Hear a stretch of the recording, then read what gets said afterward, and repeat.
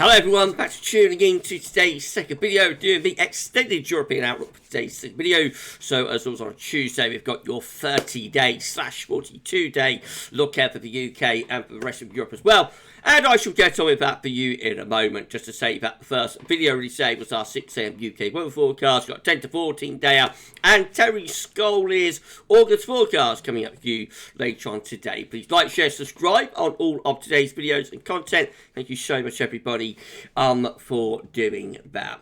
Right, we're going to start off with the week 1 mean sea level pressure anomaly for Northern Europe. Or for Europe, for the weekend. So this takes us from the 31st of July to the 7th of August, the week that we're currently in. Basically, we're going to have a low pressure dominating across many parts of Europe, actually. In the next week, there is some higher pressure down towards Spain and Portugal and over towards the east side of the Mediterranean, but really low pressure looks like it's in the ascendancy in most parts of Europe this week. The 500 millibar height anomaly from the Arctic and North Pole view down shows this up very nice with a deep trough of low pressure extending in from the North Atlantic into northern and western parts of Europe. Some higher pressure over towards the eastern and southeastern part of Europe, but projection of course will be plunging southwards with that trough of low, so that will take cooler and more unsettled weather into much of Europe. So this is how the temperature anomaly is looking this week, and it is cool in many areas. Actually, the core of the below average temperatures from France through the Low Countries to Germany.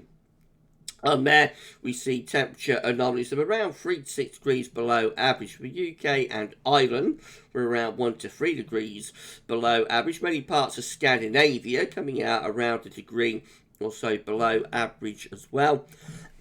Excuse me, and even go down into southern Europe. Actually, we see the central bowl of the Med, Corsica, Sardinia, for example, coming out with below average temperatures after some parts of Italy. Bear in mind, just a couple of weeks ago, temperatures there were roasting hot. We was up into the into the 40s Celsius. So what a change around for those parts of the Mediterranean. All parts of Spain, Portugal, also with below average temperatures, and over the Adriatic into the Balkans, see some cooler than average temperatures there. It isn't cold average everywhere, so we do see above average temperatures still holding on through many of the Greek islands and heading up towards Turkey as well, and southern parts of Spain and Portugal into the far north of Africa, perhaps just about hang on for some more than average temperature anomalies. We also have the far northeast of Europe, just into the Arctic regions that are coming out with above average temperatures, and the Baltic Sea states of Latvia,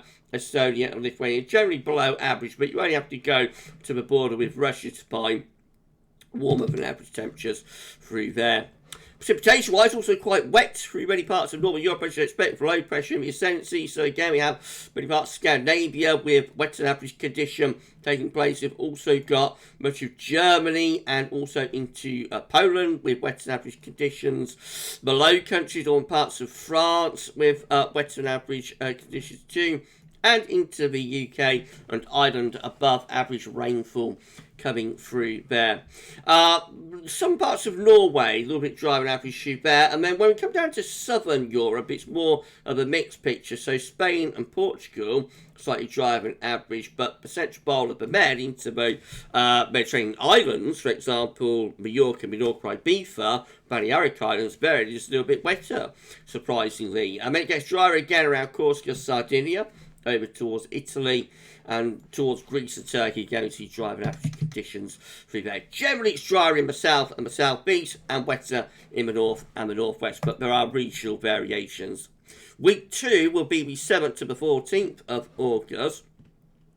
Quite a significant change this week, so some higher pressure now starting to appear across many parts of Europe. Excuse me, once again, a bit of a trough of low pressure in the Baltic Sea, and hints of high pressure around Greenland as well. 500 millibar height anomaly looks like that. So again, we have got a blocking signal within the high latitudes actually, and some higher pressure down towards Spain, Portugal, trough of low pressure in both central western parts of Europe, and the jet stream is pushed southwards as well a little bit.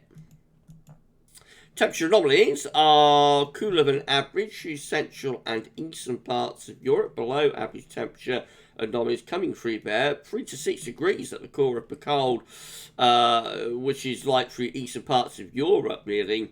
Still below average, though, as we extend further westwards and northwards. So we've got many parts of southern Scandinavia, Denmark, southern Sweden, and Norway with below average temperatures. UK and Ireland still below average as well, as is Belgium, Holland, Netherlands, into the Low Countries, and France also. Got the far northeast Europe looking much warmer, again around the Arctic Circle and going northwards of that. Also extending into the northern parts of Finland, probably below warmer than average through there, although below average through the Baltic Sea states, again of Latvia, Estonia and Lithuania. Drier than average through Spain and Portugal, or wetter than average, warmer than average, I should say, through Spain and Portugal. And also on the far eastern side of Mediterranean, 5 minutes warmer than average as well. Central bowl of the Med Bow looks quite cool. Again, Italy, Corsica, Sardinia, back into the Balearic Islands again. We see slightly cooler than average temperature at night there. So again, rain's got a cool scene really across most parts of Europe next week too. Precipitation-wise, it looks like this. So wettest in the north and the northeast, actually, through Scandinavia and into northeastern parts of Europe. Again, around those Baltic Sea states, looking rather wet through there. Westwards and southwards is actually drier. So England and Wales coming out drier than average. Scotland and Ireland coming out near normal. We've got much of France into southern Germany, around the Alpine areas, looking pretty dry. The Balkans, again, and Italy, looking rather dry around the Adriatic, and into the central part of Med, looking pretty dry through there as well. So driest actually in the west and the south, and wettest in the north and in the northeast next week. Week 3 will be the 14th to the 21st of August. Still some lower pressure in the Atlantic, probably heading towards the UK and Ireland. Higher pressure over through central eastern parts of Europe, and still with this blocking signal around Greenland and Iceland as well, which is a bit of a new development, I think, within the extended ECM. See it on the 500 millibar heights as well. Also higher pressure down across some southern parts of Europe. There's that little low pressure area in the Atlantic maybe.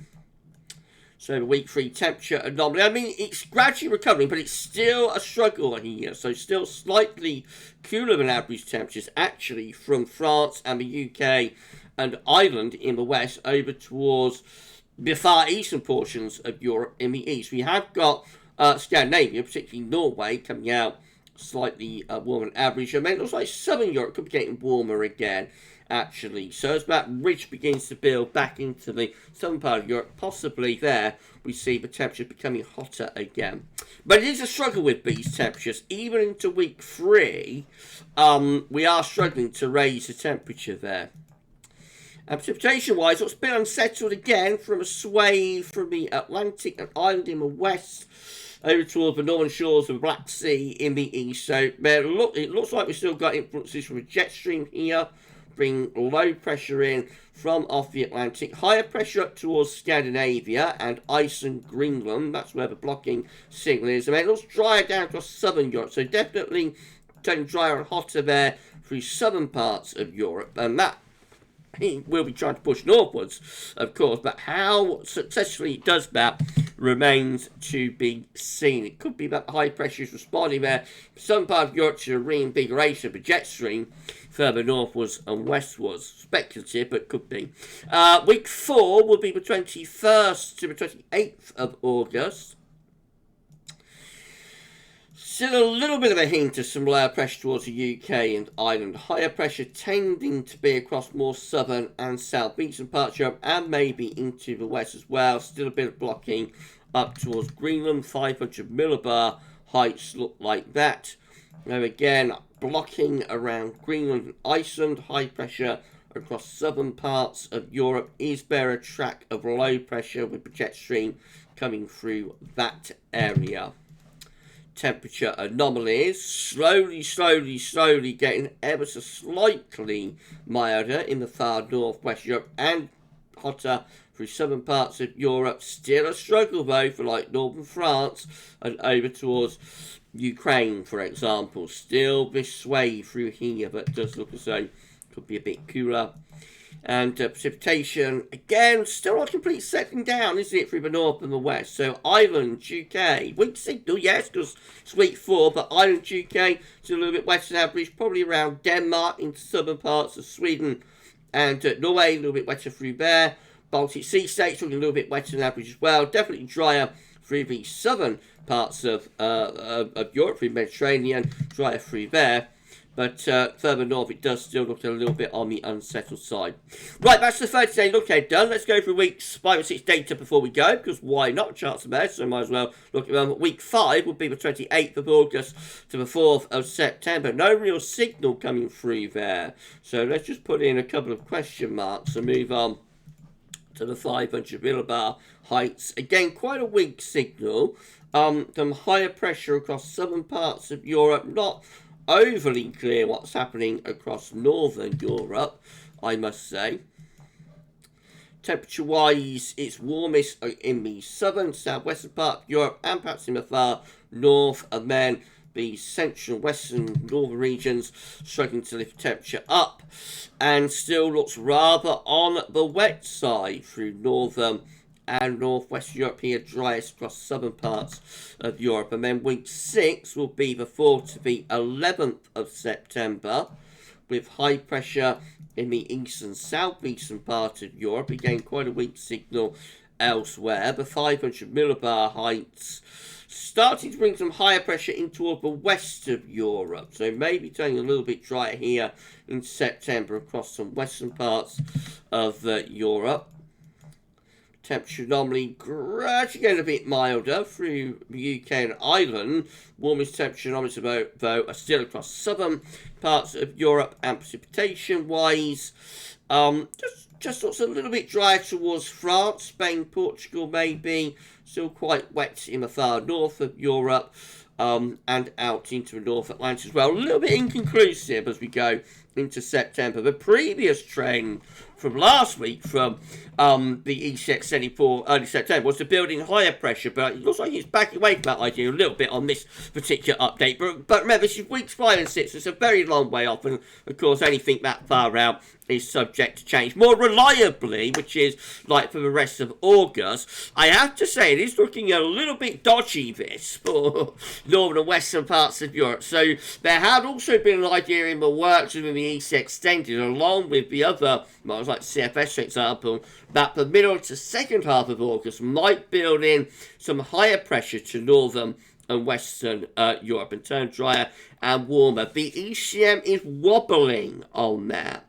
It's having a wobble on that idea, and it could be that August is going to be just as unsettled in the end as July was. But of course, we'll have to wait and see. It's only one update, it's only a snapshot, and it might look very different when we look at this model again, either on Saturday morning with the UK and Ireland focus, or when we look at it again next week for the extended European outlook.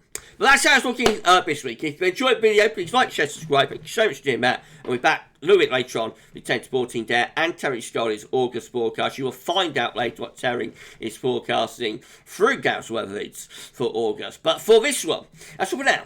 And thanks for watching.